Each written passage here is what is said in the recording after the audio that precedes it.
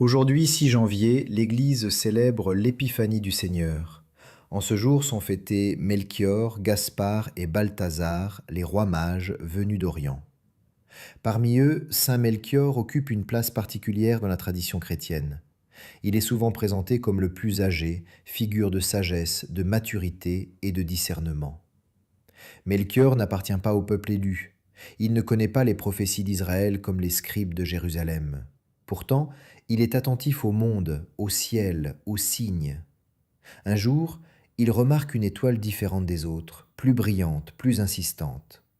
Cette étoile n'est pas seulement un phénomène astronomique, elle devient pour lui un appel intérieur. Quelque chose l'invite à se lever et à partir. Quitter son royaume n'est pas un geste anodin. Melchior abandonne le confort, le pouvoir et la sécurité. Il accepte de ne pas savoir exactement où il va, ni ce qu'il trouvera au terme du voyage. Avec les autres mages, il se met en route, traversant déserts et contrées étrangères. Ce voyage extérieur reflète un chemin intérieur, celui d'un homme qui accepte de se laisser guider plutôt que de tout maîtriser. Arrivés à Jérusalem, les mages s'adressent au roi Hérode. Ils cherchent un roi nouveau-né. Cette rencontre met en lumière un contraste saisissant. D'un côté, Hérode, inquiet pour son trône, enfermé dans la peur et la violence.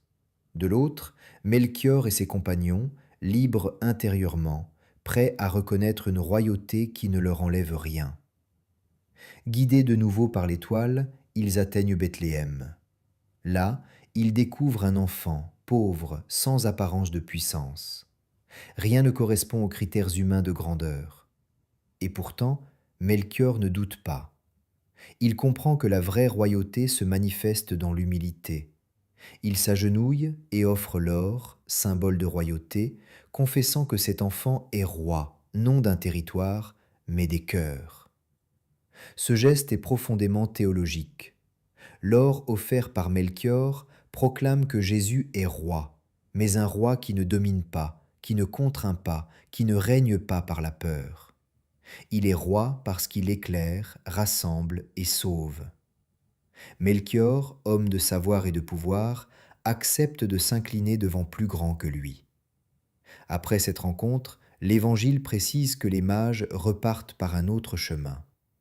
Cette phrase, apparemment anodine, est lourde de sens. On ne rencontre pas le Christ sans être transformé. Melchior ne retourne pas simplement chez lui, il repart changé. Son regard sur le monde, sur le pouvoir, sur la vie est désormais différent. Au fil des siècles, la figure de Saint Melchior est devenue le symbole de la recherche sincère de Dieu. Il représente les nations païennes qui reconnaissent le Christ, mais aussi chaque homme et chaque femme en quête de sens. Melchior nous enseigne que la foi commence souvent par une question, une inquiétude intérieure, une étoile aperçue dans la nuit de nos vies. Saint Melchior nous rappelle enfin que Dieu ne se révèle pas seulement aux plus savants ou aux plus religieux, mais à ceux qui acceptent de se mettre en route, de marcher humblement et d'offrir ce qu'ils ont de plus précieux. En ce jour de l'Épiphanie, son témoignage nous invite à suivre, nous aussi, la lumière qui conduit à la vérité.